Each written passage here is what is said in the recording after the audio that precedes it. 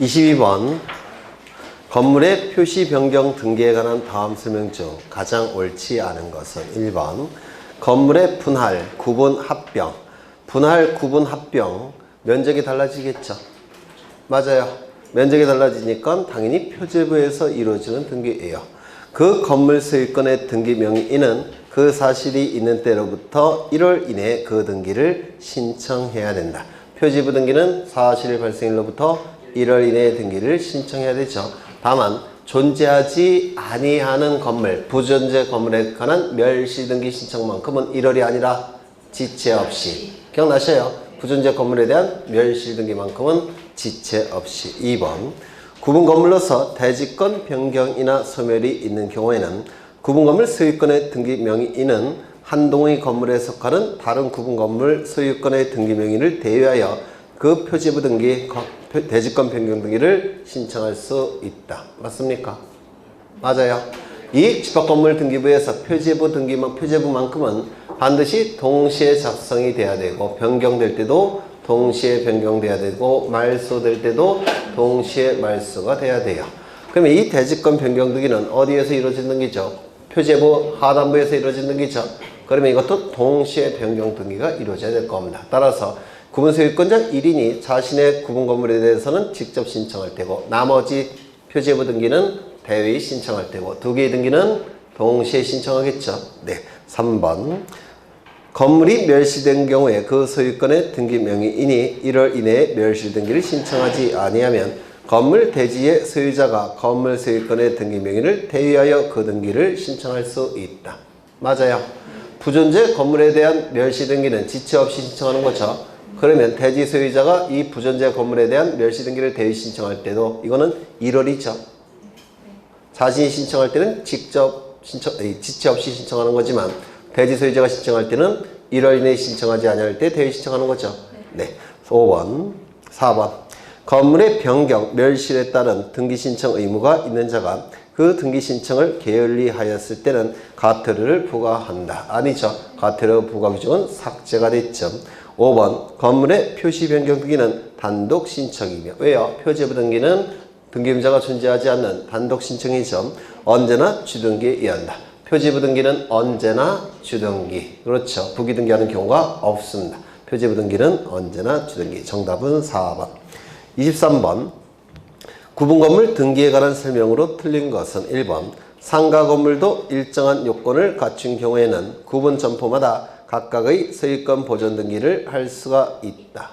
기억나셔요? 그렇죠.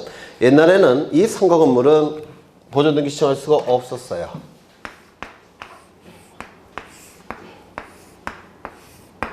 여기에 1층은 벽이 다 있고 여기는 101호, 102호, 103호.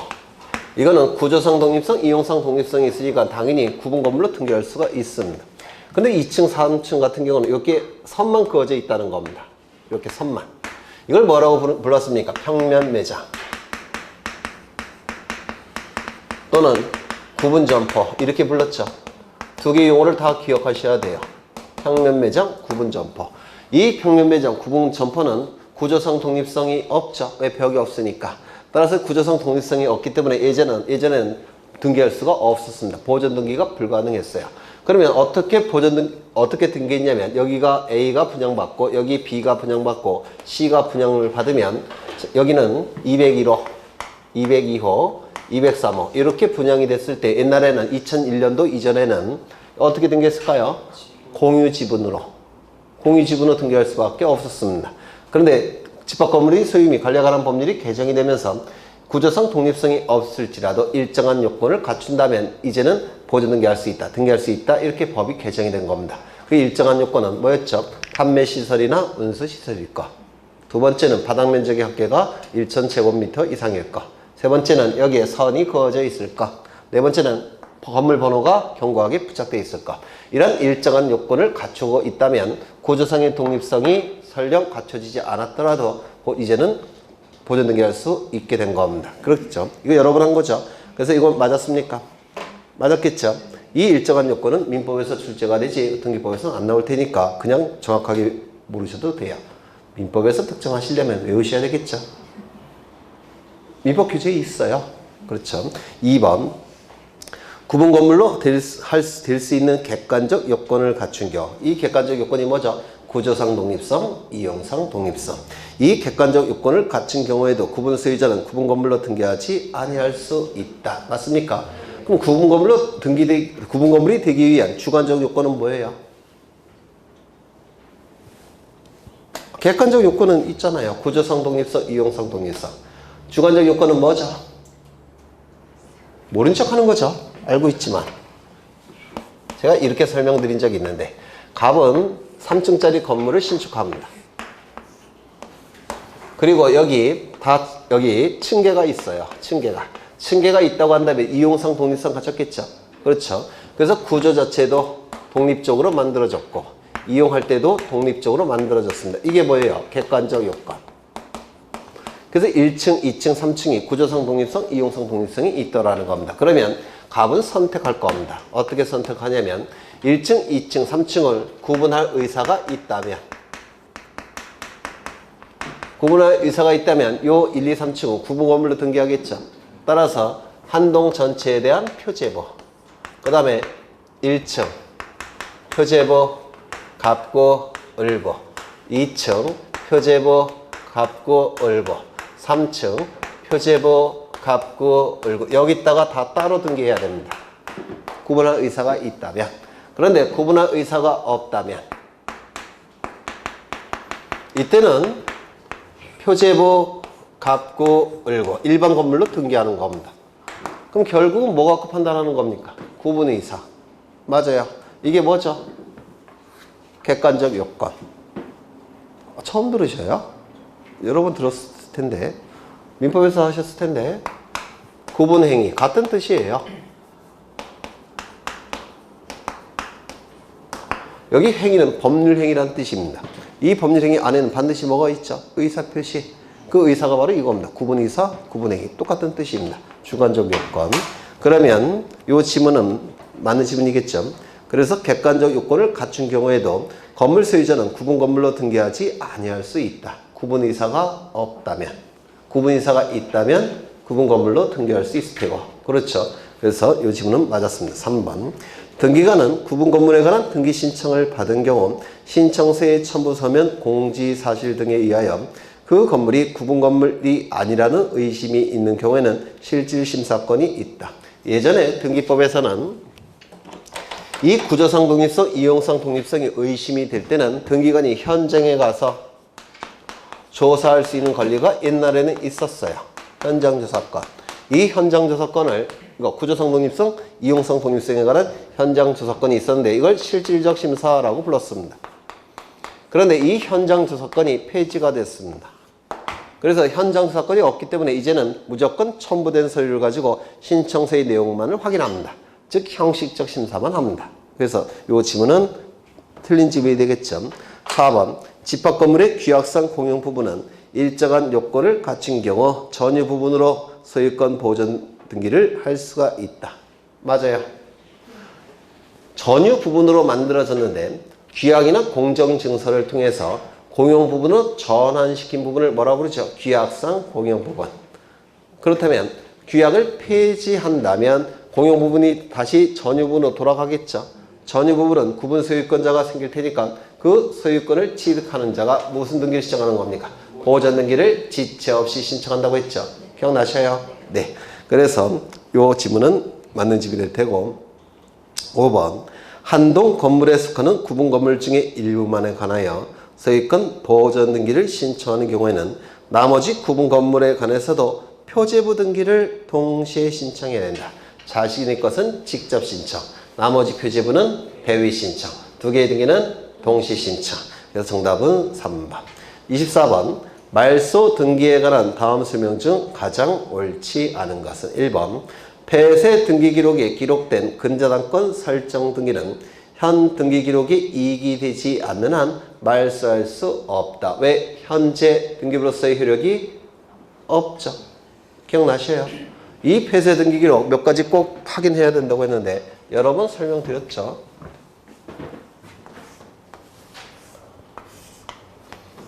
여기는 100번 A라는 토지 또는 건물, 토지도 마찬가지고 건물도 마찬가지예요. 부동산이 별개의 부동산인데 등기부 따로 있겠죠. 표제부 따로 있을 테고 갑구 따로 있을 테고 을구도 따로 있습니다. 여기도 표제부 따로 있을 테고 갑구 따로 있을 테고 을구가 따로 있을 겁니다. 여기는 면적이 100제곱미터, 여기는 120제곱미터. 그런데 A 부동산을 B 부동산에 합쳤다는 겁니다. 건물은 합병이라는 용어를 쓰고요. 토지는 합필이라는 용어를 보통 써요.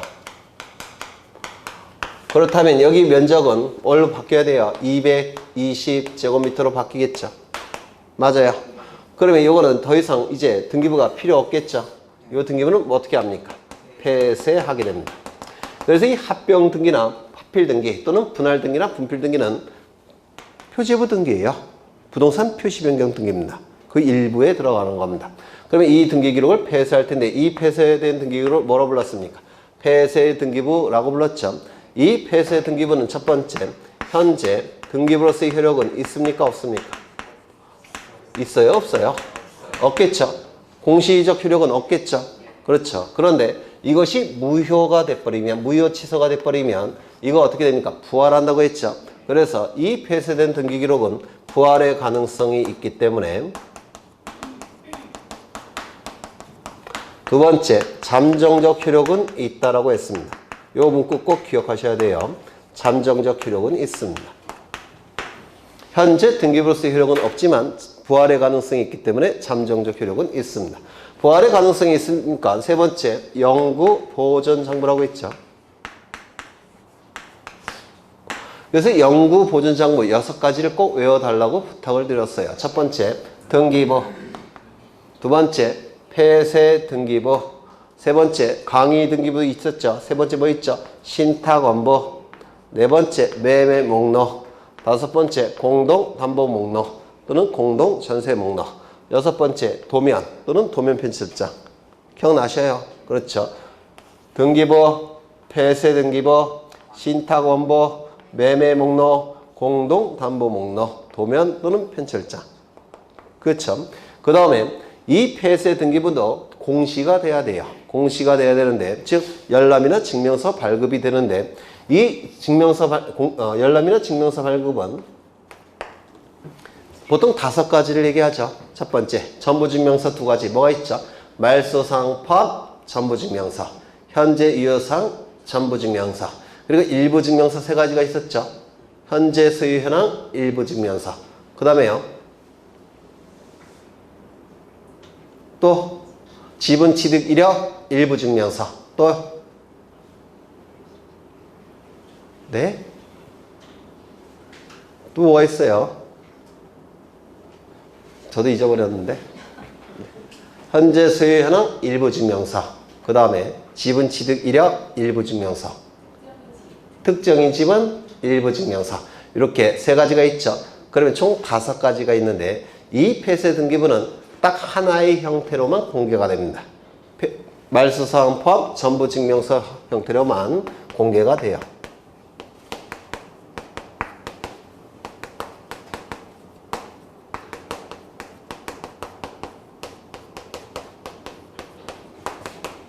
이 형태로만 열람이나 증명서 발급이 가능합니다. 다른 건 안 돼요. 이게 다시요. 요 정도는 좀 외워두셨으면 좋을 것 같아요. 폐쇄 등기부에 대해서 다시요. 현재 등기부로서의 효력은 없지만 부활의 가능성이 있으니까 잠정적 효력은 있다라고 얘기합니다. 잠정적 효력이 있고 부활의 가능성이 있으니까 영구 보존 장부예요. 영구 보존 장부고, 그리고 증명서 발급은 공개는 말소상 포함 전부증명서 형태로만 열람이나 증명서 발급이 가능합니다. 그 다음에 여기 일부를 분할해서 이쪽에 합친다면 이게 40제곱미터입니다. 그럼 여기는 얼마로 바뀐다고 했습니까? 160제곱미터. 여기는 얼마가 바뀌어요? 60제곱미터. 이때는 등기부의 폐쇄가 나타납니까? 안 나타납니까? 안 나타난다고 했죠. 네, 이것도 출제된 적이 있어요. 별거 아니지만. 그러면 지문을 다시 보겠습니다. 몇 번 하다가 24번, 네, 24번에 1번. 폐쇄 등기 기록에 기록된 근저당권 설정 등기는 현 등기 기록에 이익이 되지 않는 한 말소할 이유가 아예 없습니다. 왜? 공시적 효력이 없기 때문에. 그렇죠. 2번. 근저당권 이전에 부기 등기가 된 경우 주등기인 근저당권 설정 등기를 말소하기 위해서는 근저당권 이전에 부기 등기에 대한 말소 신청을 먼저 하여야 한다. 맞습니까? 아니죠. 설정 등기가 말소가 된다면 이전 등기는 등기관이 직권으로 말소하죠. 그렇죠. 이때 등기 권리자는 누굽니까? 말소 등기의 등기 권리자는 저당권 설정자. 등기 의무자는 양도인입니까? 양수인입니까? 양도인, 양수인. 네? 이거 또 잊어버리셨어요? 이제 외우실 때도 됐는데 워낙 시험에 잘 나와요. 여기에 이러한 부동산이 있고 소유자가 갑입니다. 갑이 을에게 저당권을 설정해 줍니다. 그래서 을은 저당권 을로부터 10억 원을 빌립니다. 담보를 요구해서 저당권을 설정해 줘요. 그 을은 10억의 채권이 발생할 테고 저당권 설정 등기하겠죠. 이때 을은 병과 채권 양도 계약을 체결합니다. 그럼 병은 10억 채권이 발생할 테고 저당권의 주체가 을에서 병으로 바뀌었죠. 저당권 이전 등기를 하게 될 겁니다. 이거는 주등기, 이거는 부기 등기에 의하겠죠. 이때 피담보 채권이 변제가 이루어지게 되면 피담보 채권은 소멸이 될 테니까 저당권 어떻게 된다고 했습니까? 소멸이 되겠죠. 부정성에 의해서. 그러면 이때 이 등기를 말소 신청하는 것이 아니라 뭘 말소 신청한다고 했습니까? 요 등기를 말소 신청한다고 했죠. 이 등기가 말소됨으로 인해서 불이익이 발생한 자는 누굽니까? 저당권 설정자, 등기 의무자. 이익이 발생한 자죠. 등기 관리자. 불이익이 발생한 자는 을과 병이 불이익이 발생한다고 했죠. 왜냐면 이게 말소가 되면 이것도 등기관이 어떻게 해버립니까? 직권으로 말소하게 돼요. 그럼 불이익이 발생한 자가 을과 병이 되는데 이때 을은 채권과 저당권을 넘기고 법률 관계에서 빠져나간다고 했죠. 따라서 등기 의무자는 누구라고 했습니까? 양수인 등기 의무자. 얘는 채권 양도인. 얘는 채권 양수인. 따라서 등기 의무자는 누구라고 했습니까? 병. 그래서 말소 등기를 이렇게 신청한다고 했죠. 기억나셔요? 이 말소 등기를 공동으로 신청하게 됩니다. 공동 신청을 통해서 이 등기가 말소가 되면 등기관은 이 등기를 어떻게 한다고요? 직권으로 말소한다고 했죠. 맞아요. 그러면 등기 의무자는 등기필 정보를 등기소에 제공해야 되는데 병이 제공해야 되는 등기필 정보는 이전 등기필 정보를 등기소에 제공한다고 했습니까? 설정 등기필 정보를 제공한다고 했습니까? 이전 등기필 정도를 제공한다고 했죠. 왜냐면 설정 등기필 정보는 을이 가지고 빠져나갔죠. 을이 갖고 있어요. 그래서 병이 가지고 있는 이전 등기, 저당권 이전 등기필 정보를 등기소에 제공하게 됩니다. 그러면 등기관은 이 등기를 말소할 테고 이게 말소가 되면 이전 등기는 등기관이 직권으로 말소한다고 했죠. 다시 한번 읽어보죠. 근저당권 이전 등기, 부기 등기가 된 경우 주등기인 근저당권 설정 등기를 말소하기 위해서는 근저당권 이전 등기에 대한 말소 등기 신청을 먼저 하여야 한다. 아니죠. 설정 등기 말소 신청을 통해서 말소가 되면 이전 등기는 등기관이 직권으로 말소한다고 했죠. 3번 등기의 말소를 신청하는 경우에 그 말소에 대하여 등기상 이해관계에 있는 제3자가 있을 때는 제3자의 승낙이 있어야 된다. 아니면 재판서 등본이라든지. 4번 소유권 보존 등기와 같이 성질상 단독 신청에 의해서 이루어지는 등기의 말소는 보존 등기 명인이 단독 신청에 의한다. 등기가 실행되는 방법과 말소되는 방법은 같은 방법이라고 했죠. 그래서 맞는 질문이 되고 말소 등기는 언제나 주등기에 의한다. 맞습니까? 맞죠. 정답은 2번. 25번 다음 중 등기에 관한 설명으로 옳지 않은 것은 1번 법원의 촉탁에 의하여 가압류 등기, 가처분 등기, 주택 임차권 등기, 상가 건물 임차권 등기가 경유된 후 등기 명인의 주소, 성명, 주민등록번호의 변경으로 인한 등기 명인 표시 변경 등기는 이건 법원이 촉탁하는 걸까요? 등기 명인이 단독 신청하는 걸까요? 네? 지금 가압류 등기, 가처분 등기, 임차권 등기 이런 건 법원의 촉탁에 의해서 이루어진 등기죠. 그럼 촉탁을 통해서 이러한 등기가 실행된 다음에 한 1년이 지났습니다. 1년이 지나서 주 이사를 했다는 겁니다. 그러면 이때 등기명의 표시변경 등기는 법원의 촉탁에 의할까요? 등기명의 단독 신청할까요? 당연히 등기명의 단독 신청하는 겁니다. 맞아요. 이거 당연한 거예요. 그렇죠? 네. 그래서 이거 좀 외워달라고 일부러 집어넣은 겁니다. 좀 기억해 두시죠. 2번 법정 상속분에 따라 상속등기를 마친 후에는 공동상속인 중 1인에게 재산을 취득해 하는 상속재산 분할 협의를 한 경우에도 소유권 경정등기를 할 수 없다. 맞아요? 틀려요? 이거 기억나셔요? 워낙 기본적인 거라서 예전에는 자주 설명을 드렸었는데 다 아시리라고 생각하고 나중에는 설명을 거의 안 드렸죠. 네. 이 부동산에 대해서 A가 소유합니다. 그런데 A에게는 자식이 셋이 있다고 했습니다. 갑, 을, 병. 이때 A가 사망을 하게 되면 이자를 피상속인이라고 부르죠. 피상속인이 가지고 있는 모든 재산적 권리와 의무는 포괄해서 상속인에게 승계가 이루어집니다. 포괄해서 상속인에게 승계가 이루어져요. 이를 뭐라 부릅니까? 상속. 그러면 이 포괄 승계가 이루어지는 그 시점은 어느 시점입니까? 피상속인 사망 시가 되겠죠. 사망 시에 요 갑을병이 3분의 1씩 소유권을 취득하게 됩니다. 이게 법정상속분이라고 불러요. 그래요. 이 법정상속분에 의해서 상속등기를 신청할 텐데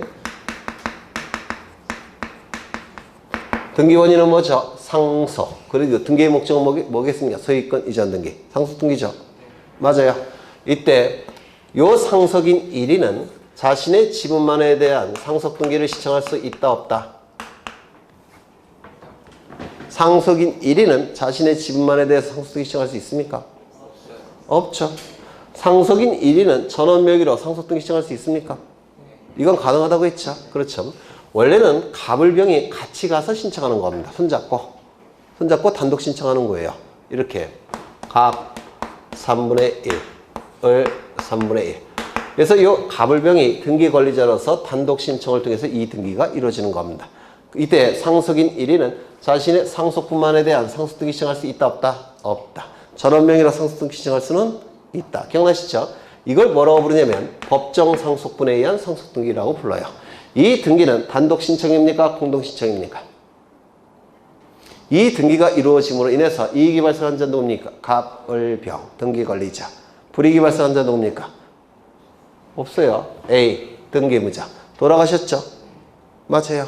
따라서 이건 단독 신청에 의한 등기입니다. 갑을병이 등기 권리자, A가 등기무자인데 A는 이미 돌아가셨으니까 존재하지 않습니다. 따라서 A 갑을병이 단독으로 신청하는 등기예요. 이때 이 등기를 한 다음에 갑을병이 상속재산을 어떻게 분할할지 협의를 하는 경우가 있습니다. 협의가 이루어지면 협의서가 작성이 될 겁니다. 그래서 협의가 어떻게 이루어졌냐면 갑이 다 소유하기로 협의가 이루어졌다는 겁니다. 그러면 여기에 갑을병에 이름을 쓰고 도장을 찍는다고 했죠. 이 도장이 진짜 갑을병의 도장인지를 등기관이 확인해야 되니까 뭘 첨부한다고 했습니까? 인감증명. 기억나셔요? 그렇죠. 이때 이 상속재산 분할협의는 우리 민법에 의해서 소급표가 인정이 됩니다. 어느 시점까지 소급한다고 했죠? 갑 사망시까지 소급하게 돼요. 그러면 이 갑 사망시까지 소급하게 되면 갑이 돌아가셨을 때부터 누가 소유자가 되는 겁니까? 갑이. A가 사망했을 때부터 갑이 소유가 됐죠. 그러면 이건 처음부터 이 부분은 잘못 등기가 된 거죠. 원시적 일부 불일치. 따라서 무슨 등기해야 됩니까? 소유권 경정 등기.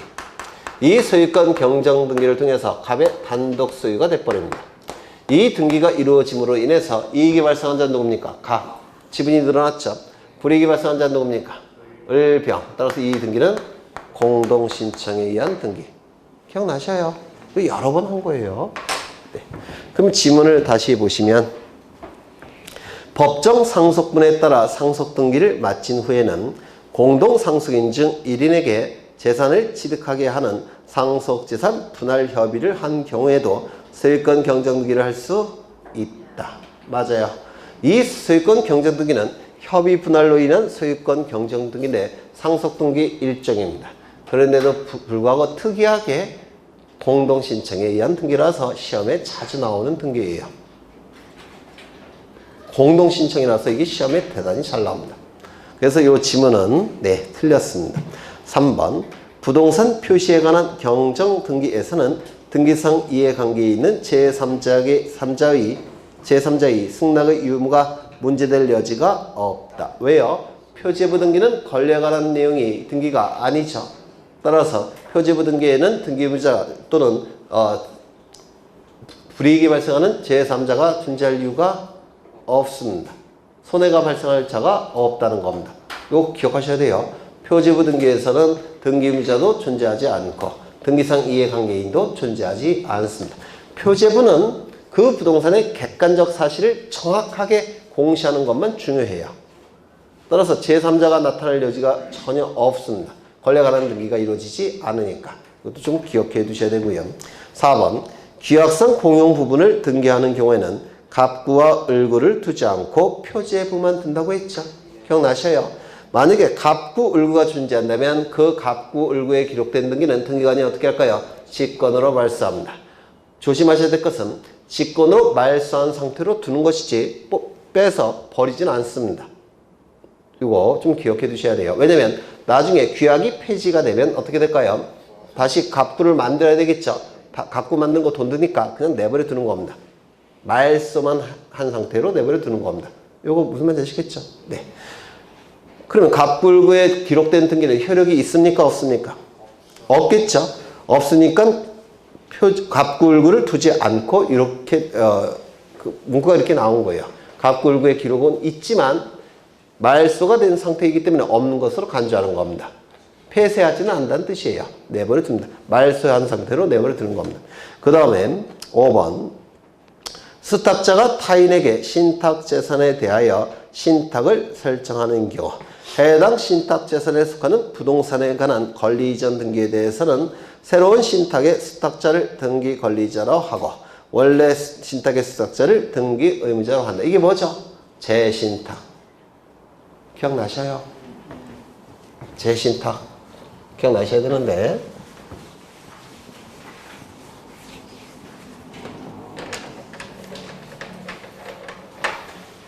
여기 이러한 부동산이 있고 소유자가 갑입니다. 갑이 을과 신탁 계약을 체결합니다.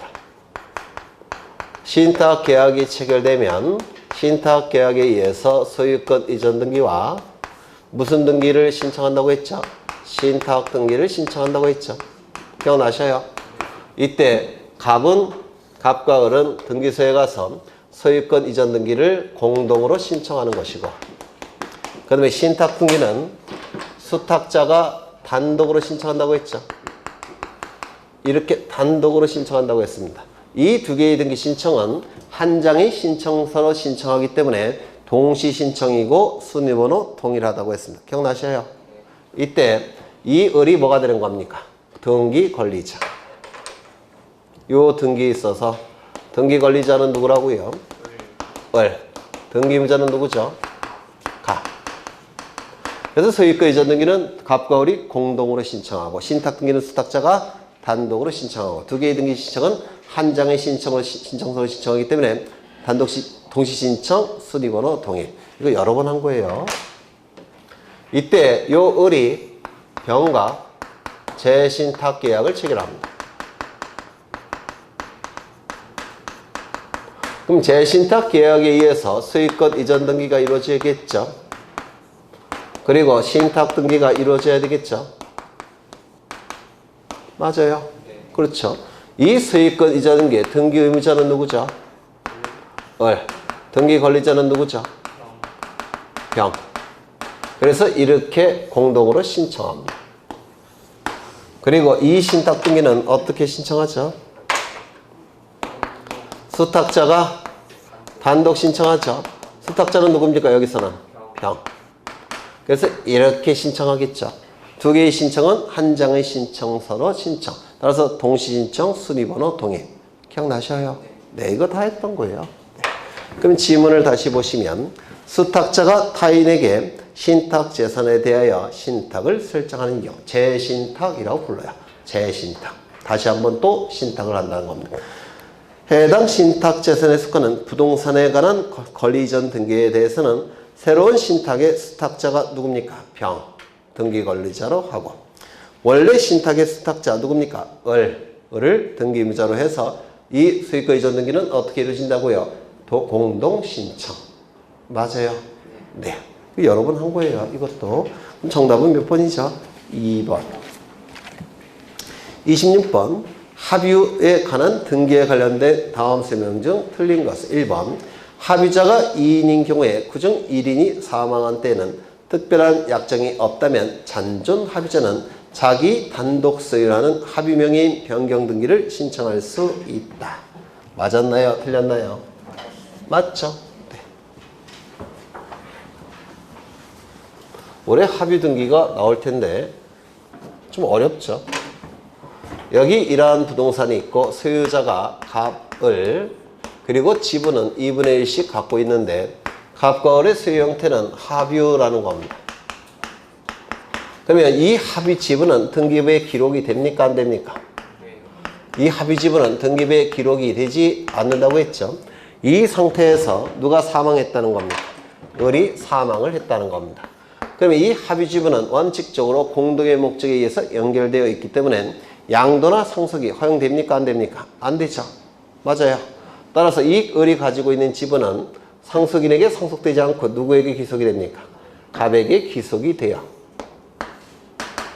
등기가 필요할까요? 필요 없을까요? 186조일까요? 187조일까요? 7조예요. 당연히. 법률행위가 없었잖아요. 갑과 을 사이에는. 그래서 상속, 공용지서, 판결, 경매, 기타 중에서 기타에 해당이 되는 겁니다. 요게. 그러면 을이 사망하게 되면 그 즉시 이 합의지분은 갑에게 귀속이 돼요. 그러면 등기부에는 갑, 을로 합의로 등기되어 있다가 이제 누구 명의로 바뀝니까? 갑의 명의로 바뀌겠죠. 그러면 등기부에서 갑을 명의에서 갑의 명의로 바뀌는 등기는 지분 이전 등기는 불가등해요. 왜? 합의 지분이 등기부에 기록되지 않으니까 이때는 무슨 등기한다고 했습니까? 합의어 등기 명의인 표시 변경 등기. 간단하게 합의 명의인 변경 등기를 하게 됩니다.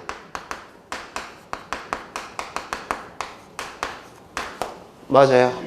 이때 이 등기가 이루어짐으로 인해서 이익이 발생한 자는 누굽니까? 갑. 등기 권리자. 불이익이 발생한 자는 누굽니까? 을. 등기무자.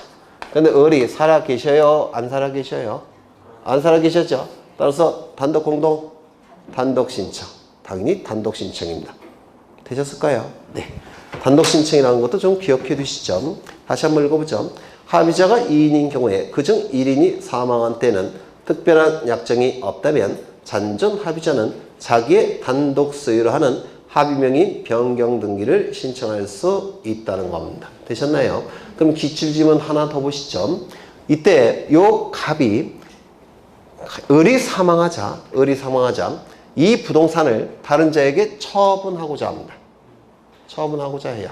그러면 이때 이 갑은 합의명인 변경 등기를 하지 않고 곧장 부동산을 처분할 수 있겠습니까? 187조가 적용이 된다고 했죠. 그러면 이때 갑이 단독 소유권을 취득할 때는 법률 규정에 의한 물권 변동이니까 등기가 필요 없다고 했죠. 하지만 처분하기 위해서 뭘 해야 돼요? 등기를 갖춰서 처분해야 되겠죠. 그러면 이때 갑이 처분하기 위해서는 합의명인 변경 등기를 먼저 갖춘 다음에 처분해야 됩니다. 187조니까 맞아요? 안 맞아요? 맞겠죠. 2번. 수인이 합의자 명의로 등기되어 있는 부동산에 관해서는 합의자 전원의 합의에 의하여 공유로 소유권 변경 등기를 할 수 있다. 공유에서 합의로, 합의에서 공유로 바뀌는 것은 주체의 변경이라고 했습니까? 내용의 변경이라고 했습니까? 잘 생각해 보셔요. 공동의 목적이 있다면 합의요. 없다면 공유. 주체는 달라지지 않죠. 공동의 목적이 있느냐 없느냐 이거 갖고 달라지는 거 아닙니까? 그럼 공유에서 합의로, 합의에서 공유로 바뀌는 건 주체의 변경입니까? 내용의 변경입니까?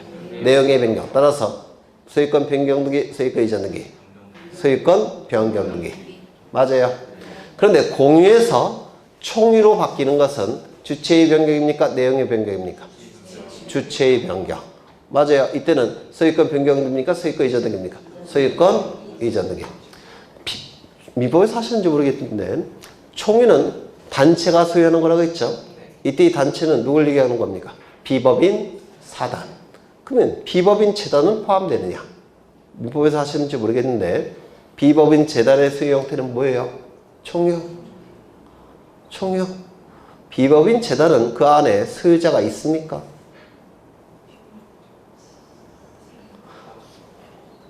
사단은 사람이 단체를 형성했다고 했죠. 그 단체 안에 사람이 있죠. 재단은 사람 안에, 아니, 단체 안에 사람이 있습니까? 없습니까? 재단은 없어요. 재산만 있지. 따라서 비법인 재단의 소유 형태는 총유가 아니에요. 공동 소유가 아니라는 겁니다. 무슨 말인지 아시겠어요? 공동 소유가 공유, 합유, 총유 아닙니까? 그렇죠. 그런데 이때 이 재단은 안에 구성원이 없습니다. 사람이 없어요. 그러면 총유라는 표현을 쓸 수 있을까요? 없을까요? 없습니다. 비법인 재단은 총유가 아닙니다. 이거는 그냥 단독 소유입니다. 비법인 재단의 단독 소유예요. 좀 어렵죠? 네, 뭐 민법의 내용인데 여러분 시험범위 없기 때문에 네. 그래서 총이라는 개념은 비법인 사단만 들어가지 재단은 들어가지가 않습니다. 무슨 말인지 아시겠어요? 네. 그러면 2번을 보시면 2번은 맞았습니까? 틀렸습니까? 맞았겠죠? 3번 소유자가 합유자 공동 명의로 된 것을 법인 아닌 사단의 명의로 변경하기 위해서는 이때는 법인 아닌 사단이 뭐죠? 총유. 이때는 주체의 변경입니까? 내용의 변경입니까? 주체의 변경. 따라서 소유권 이전 등기를 해야 될 겁니다. 맞아요. 그렇죠. 그 다음에 4번 합의자 중 일부가 교체되는 경우 합의 지분을 처분한 합의자는 등기 의무자. 합의 지분을 취득하는 합의자는 등기 권리자. 하나 더 있죠. 네? 기억 안 나셔요? 꼭 외워달라고 그렇게 말씀을 드렸는데 갑 3분의 1, 을 3분의 1, 병 3분의 1. 이 갑을병의 소유 형태는 합의요. 합의 지분은 등기부에 기록된다 안 된다? 기록되지 않는다. 이때 요 갑이 자신의 지분을 A에게 양도하는 것은 허용이 됩니까? 안 됩니까? 원칙에 돼야 안 돼요? 합의 지분은 처분의 자유가 인정됩니까? 안 됩니까? 안 되죠. 다만 전원의 동의가 있다면 그때는 양도할 수 있습니까? 전원의 동의가 있다면 양도할 수 있다고 했죠. 그러면 이때 갑을 병에서 뭐로 바뀌는 겁니까? A을 병으로 바뀌는 거죠. 맞아요. 이때 갑을 병에서 A을 병으로 바뀌는 등기가 뭡니까? 합의명의인 변경 등기. 맞아요. 합의명의인 변경 등기. 원래는 표시 변경 등기인데 그냥 줄여서 합의명의인 변경 등기라고 불러요. 뭐 같은 뜻이에요. 이 등기가 이루어짐으로 인해서 불이익이 발생한 자는 누굽니까? 갑 등기 의무자. 이익이 발생한 자는 누구라고 했죠? A 등기 권리자. 그리고 을 병도 등기 권리자라고 했죠. 즉 잔존 합의자. 이렇게 등기 권리자가 된다고 했죠. 이거 꼭 기억하셔야 돼요. 그렇죠. 그래서 이때에는 등기 권리자는 지분을 취득하는 자와 잔존 합의자가 등기 권리자가 되는 겁니다. 왜? 동의했잖아요. 맞아요. 네. 꼭 외워달라고 했죠. 그럼 지문을 다시 보시면 합의자 중 일부가 교체하는 경우 합의 지분을 처분한 합의자와 합의 지분을 취득한 합의자의 공동신청으로 합의명의인 변경 등기를 신청해야 된다. 아니죠. 뭐가 빠졌습니까? 잔존 합의자가 빠졌습니다. 맞아요. 네, 꼭 기억해 두셔야 돼요. 이거 여러 번 강조한 건데, 네. 요 지문이 금년도 법무사와 등기공무원 시험에 출제가 됐어요. 좀 기억해 두시면 됩니다. 5번 합의 등기에 있어서는 등기부상 각 합의제의 지분은 표시하지 않는다. 따라서 합의 지분은 지분 이전 등기가 불가능합니다. 대신 무슨 등기였습니까? 합의명의 변경 등기. 합의 지분 이전 등기가 불가능하니까 합의 지분 이전에 가등기도 불가능하겠죠. 맞아요. 그러면 합의 지분에 대한 가압류 가처분 등기 가능합니까? 그것도 불가능하겠죠. 네. 정답은 4번. 27번. 저당권에 대한 설명으로 옳은 것은 1번. 특정물 지급이나 종류물의 일정한 수량의 지급을 목적으로 한 채권인 경우 신청서에 채권의 가격을 기록하지 아니한다. 틀렸겠죠? 피담보 채권은 금전 이외의 채권도 가능하지만 금전 이외의 채권일 때는 등기부에 반드시 뭘 기록해야 된다고요? 채권 평가에, 채권 가에, 채권 가격 다 똑같은 뜻입니다. 나중에 경매 절차로 넘어갔을 때 배당은 받아야 되지 않습니까? 따라서 금전 이외의 채권일 때는 채권 평가액, 채권 가격, 채권 가격 이런 것들을 기록해야 됩니다. 2번 외화 채권인 경우에는 외화를 표시하고 가세 표준액 산정을 위하여 환산된 금액을 신청서와 등기부에 기록해야 된다. 맞습니까? 네? 이것도 여러 번 강조한 건데 민법 학교를 하느라고 정신 없겠죠. 100만 불. 이게 외화 채권이라는 겁니다. 그럼 이 외화 채권은 신청서에는 외화 채권과 원화로 환산된 금액을 두 개 다 기록해야 돼요. 신청서에는. 그 이유는 신청서를 가지고 세금이 부과되기 때문에 그렇습니다. 가세자료. 그런데 등기부에는 외화 채권만 기록합니다. 그리고 환산된 금액은 기록하지 않습니다. 이걸 기록해버리면 환율이 시시각각 바뀌기 때문에 나중에 경매로 넘어갔을 때 법적인 분쟁이 필연적으로 발생합니다. 따라서 등기부에는 외화 자체만 기록합니다. 신청서에는 둘 다 기록하지만 등기부에는 외화만 기록하게 돼요. 그럼 지문을 다시 보시면 외화 채권인 경우에는 외화를 표시하고 가세 표준액의 산정을 위하여 환산된 금액을 신청서와 등기부에 기록해야 된다. 어디가 틀렸습니까? 등기부가 틀린 겁니다. 그 다음에 3번 채권 최고액은 반드시 단일하게 기재해야 하고 채권자 또는 채무자가 여러 명인 경우 채권자 또는 채무자별로 채권액을 구분하여 기록할 수 없죠. 왜요? 저당권의 불가분성 때문에 그렇다고 했죠. 그렇죠. 4번 근저당권 설정자와 채무자가 같은 경우에도 채무자의 표시는 생략할 수 없으며 왜요? 의미도 다르고 적용 법조문도 다르니까 같은 사람이건 다른 사람이건 채무자는 무조건 표시한다고 했죠. 그 다음에 채무자의 주민등록번호나 부동산 등기용 등록번호를 기록해야 된다. 맞았습니까? 틀렸습니까? 틀렸어요.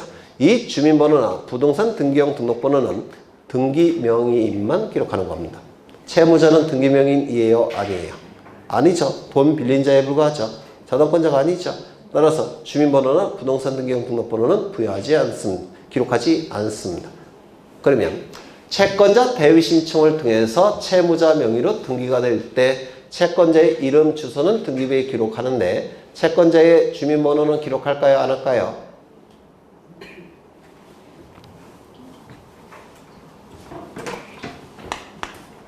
갑이 을과 매매 계약을 체결합니다. 이때 갑과 을이 등기를 신청해야 되는데 을이 안 해줍니다. 이때 채권자가 이렇게 있는데 채권자가 이렇게 대위 신청할 수 있죠. 그러면 이렇게 공동 신청을 통해서 누구의 이름으로 등기합니까?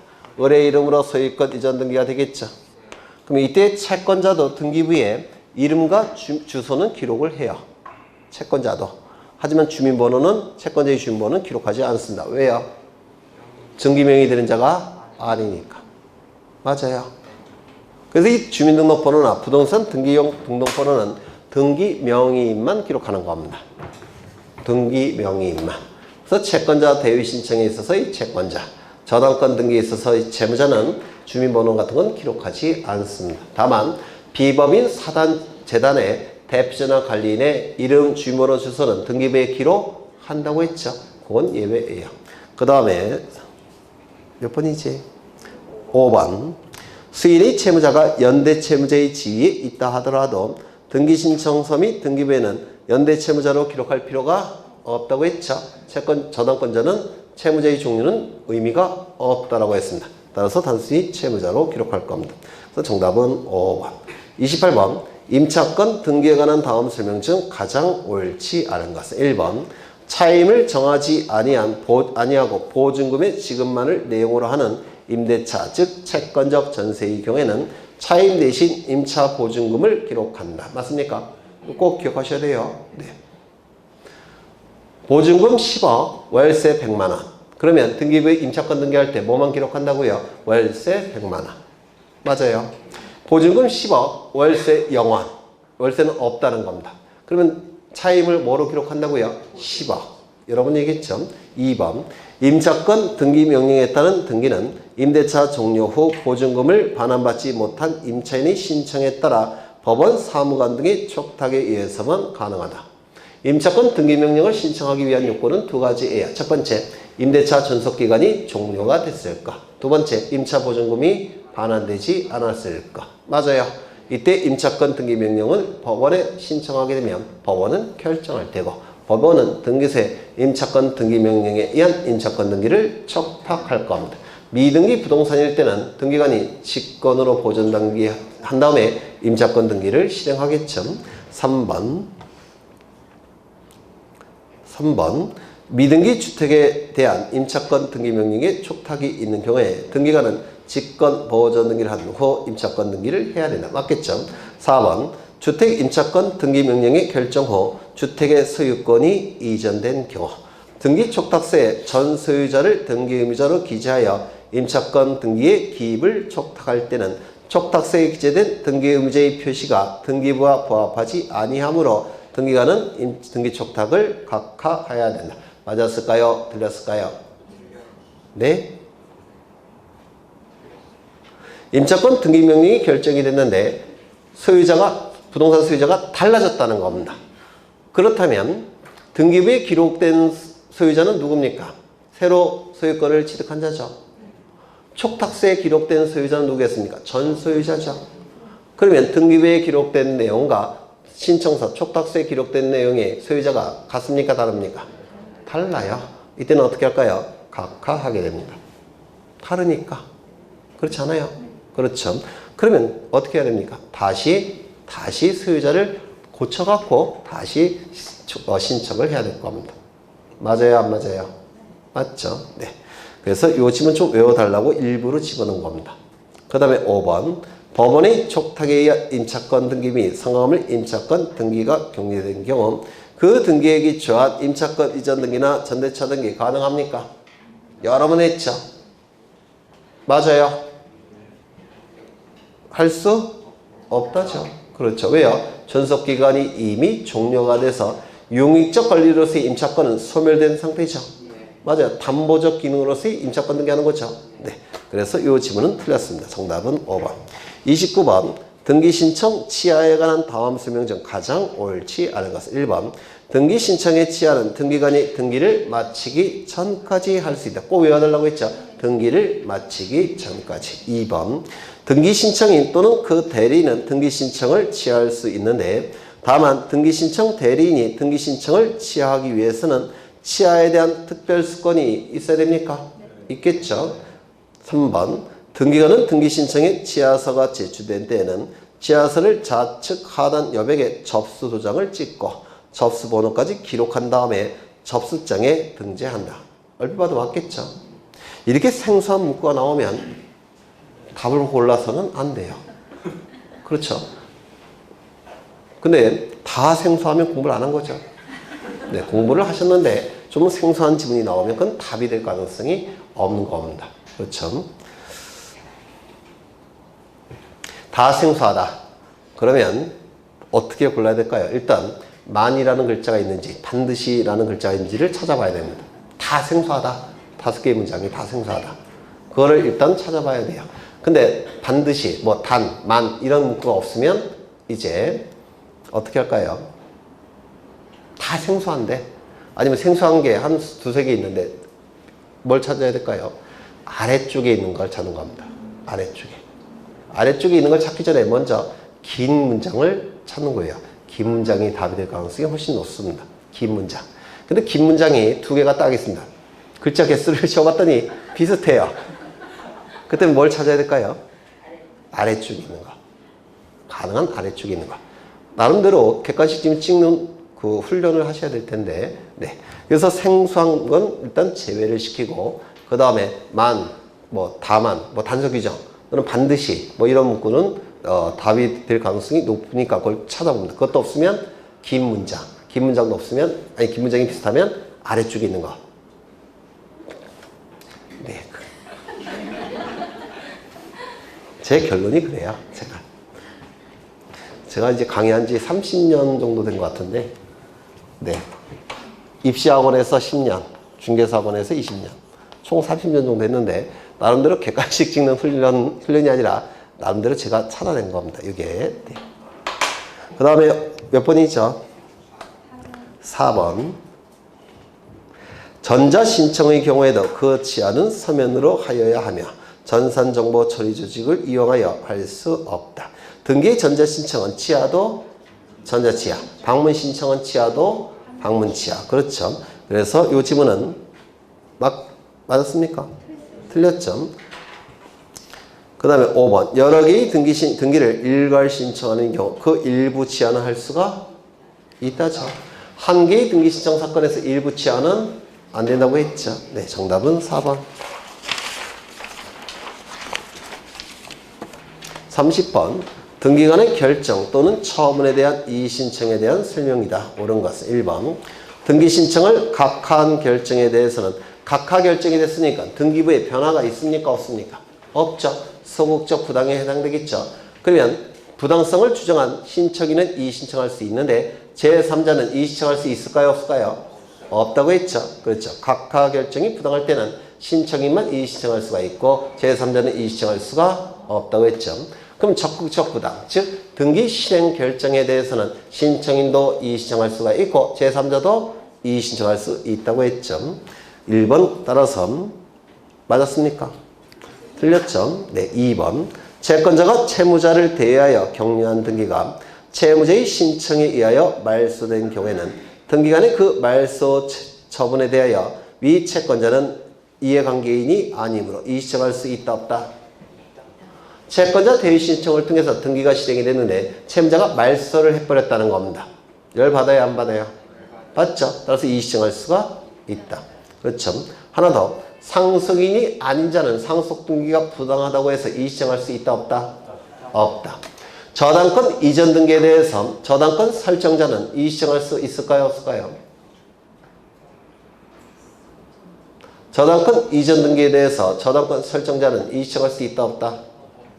저당권은 물권입니다. 물권은 채권과 달리 자유로운 양도가 허용이 돼요. 따라서 저당권 이전 등기에 대해서 설정자가 반대해도 이전 등기 가능합니다.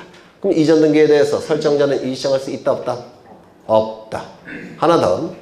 말소 등기에 있어서 등기상 이해관계인의 승낙서나 재판서 등본이 필요하죠. 맞아요. 그러면 말소 등기에 있어서 등기상 이해관계인의 승낙서나 재판서 등본이 첨부되지 않은 상태에서 말소 등기가 됐다는 겁니다. 그러면 등기상 이해관계인은 이의신청할 수 있습니까? 없습니까? 있겠죠. 그럼 말소 등기 의무자는 이의신청할 수 있다 없다? 어려우셔요? 갑이 을에게 저당권 설정 등기를 해줍니다. 그래서 을은 저당권자예요. 전세권으로 하죠. 그러면 을은 병에게 전세권에 대한 저당권 등기를 했다는 겁니다. 전세권부 저당권 설정 등기. 이 등기가 말소됨으로 인해서 이익이 발생한 자는 누굽니까? 갑 등기 권리자. 불이익이 발생한 자는 누굽니까? 을 등기 의무자. 그래서 말소 등기를 이렇게 신청해야 되죠. 이때 이 병은 뭐가 되는 겁니까? 등기상 이해관계인이죠. 그럼 등기상 이해관계인이 있을 때는 갑과 을이 말소 등기 신청할 때 등기상 이해관계인의 승낙서나 재판서 등본이 첨부돼야 되죠. 이때 이 등기상 이해관계인의 승낙서나 재판서 등본이 첨부되지 않았음에도 불구하고 요 등기가 말소가 됐다는 겁니다. 그러면 병은 이의신청할 수 있을까요? 없을까요? 있겠죠. 열받으니까. 이때 말소 등기 의무자는 이의신청할 수 있다 없다? 없다. 왜요? 지가 해놓고 지가 이의 신청하는 게 말이 됩니까? 안 되죠. 그래서 말소 등기에 있어서 등기상 이해관계인의 승낙서나 재판소 등본이 첨부되지 않았을 때 말소 등기 의무자는 이의 신청할 수 없다는 겁니다. 얘도 물론 이의 신청할 수가 없습니다. 이의 신청할 수 있는 자는 얘예요. 그럼 정리해보죠. 네 가지를 좀 기억해 두셔야 되는데, 첫 번째, 상속인이 아닌 자는 상속 등기가 부당하다고 해서 이의 신청할 수가 없다. 채권자 대의 신청을 통해서 이루어진 등기를 채무자가 말소 등기했을 때는 채권자를 이의 신청할 수 있다. 저당권 이전 등기가 이루어졌을 때 설정자는 이의 신청할 수가 없습니다. 말소 등기가 이루어졌을 때 말소 등기 의무자는 이의 신청할 수가 없다는 겁니다. 네. 책에 다 있는 거예요. 네. 그러면 3번. 등기간의 결정, 처분이 부당하다고 하여 이의 신청을 하는 경우에는 결정, 처분 시에 주장되거나 제출되지 아니한 사실이나 증거 방법으로 이의 사유로 삼을 수 있다 없다? 없다. 기억나시죠? 네. 처분, 결정 시를 기준으로 부당성 여부를 판단하기 때문에 그 이후에 나타난 새로운 증거나 자료는 부당성 여부를 판단하는 자료가 될 수 없다고 했죠. 이의 신청은 집행정지 효력이 없죠. 5번 이의 신청은 구술로는 할 수 없으며 이의 신청서를 당해 등기소에 제출해야 되고, 이거 꼭 기억하셔야 됩니다. 이의 신청 자체는 누구에게 한다고요? 지방법원에. 이의 신청서는 누구에게 제출한다고요? 등기소에. 그렇죠. 이의 신청 기간에는 제한이 없으므로 이의 이익이 있는 한 언제라도 이의 신청할 수가 있다. 맞습니까? 맞죠? 정답은 5번. 다 보셨는데요. 제가 이제 저도 시험을 참 많이 봤는데 그 많이 시험장에 가서 봤을 때 제가 가장 중요하다고 생각하는 건 뭐냐면, 자만심을 버려라 가져라? 가져라. 버려서는 안 돼요. 네. 나는 붙는다. 나는 무슨 짓을 해도 안 붙는다. 나는 비록 공부한 적이 석 달 동안만 공부했지만 그래도 붙는다. 이런 자만심이 정말 중요해요. 버리라는 얘기가 아니라 좀 가지라는 겁니다. 몇 번 보시면서 속으로 너는 떨어져도 나는 붙는다. 비록 공부는 안 했지만 찍는 것마다 다 맞는다. 이런 자만심을 가져야 됩니다. 이게 가장 중요하다고 보여져요. 제가 여지까지 공부하고 시험, 여러분들보다는 시험을 많이 봤겠죠. 네, 훨씬 많이 봤을 겁니다. 네. 그래서 이게 제일 중요한 것 같아요. 버리라는 게 아니라 좀 가지라는 겁니다. 나 한 달밖에 공부 안 봐서, 한 달밖에 공부를 안 해서 연습 삼아 시험장에 가는 분도 계시겠죠. 그런 분들도 시험장에 가서는 붙는다는 생각을 하셔야 돼요. 이게 쉽지 않아요. 이게. 그래서 이게 체면을 걸으셔야 합니다. 이게 제일 중요한 것 같아요. 그 다음에 자료가 문제가 되는데요.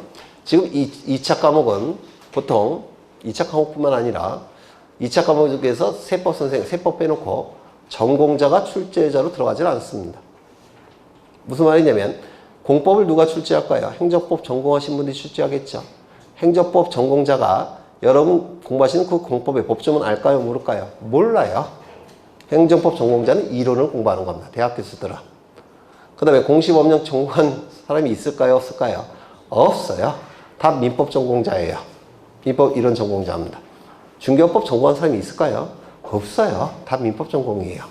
그러면 출제자가 출제하러 갈 때 여러분이 갖고 있는 책, 뭐 이런 책 가지고 갈까요? 아무것도 안 줘요. 주는 건 딱 두 개입니다. 법조문, 기출문제. 그래서 기출문제에 나올 수밖에 없습니다. 왜냐면 전공자도 아니고 내용도 잘 모르고. 그러니까 이 기출문제에 준해서 문제를 출제할 수밖에 없는데, 기출문제가 변형 잘 할까요? 안 할까요? 잘 안 해요. 그렇죠? 변형보다는 차라리 법조문 내용을 오려서 붙여서 출제를 합니다. 그러니까 2차 과목은 출제된 게 뻔해요. 여러분이 갖고 있는 자료에서 다 나옵니다.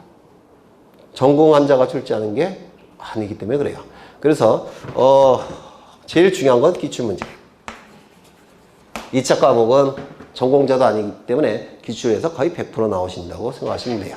그러면 기출문제집 있느냐? 있죠. 근데 여러분이 갖고 계신 기출문제는 10회분밖에 없을 거예요. 대신 뭐가 있냐면 동형이 있죠. 과목별로. 그리고 백선이 있죠. 보통 선생님들이 백선과 이 동형에서 다 기출문제를 녹아낸 겁니다. 그래서 2차 과목은 이것만 갖고도 충분히 합격할 점수가 나와요. 이것만 보셔도.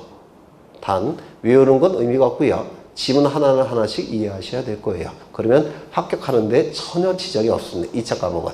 그래서 동영 우리가 몇 회 했나요? 4회. 그럼 몇 문제예요? 120문제. 그 다음에 백서, 동문제. 220문제. 그렇죠. 근데 이 안에도 겹치는 게 무지 많죠. 그렇죠. 그 다음에 뭐가 있냐면 예전에 단원별 동영이 있죠. 사실 그것도 보시면 더 좋아요. 그것도 거의 다 기출문제니까. 그럼 2차 과목은 요 정도. 이게 말이 220문제지만 겹치는 게 워낙 많기 때문에 100문제밖에 안 돼요. 150문제. 그래서 여기서 거의 다 나온다고 생각하시면 돼요. 2차 과목은. 물론 세법은 예외예요. 세법은 전공자가 들어갑니다. 전공하신 분이.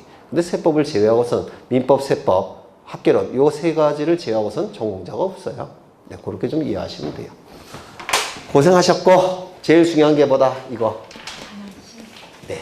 시험장에 가셔서 나는 무조건 붙는다는 생각 하셔야 돼요. 난 공부를 안 했다. 그래도 난 붙는다.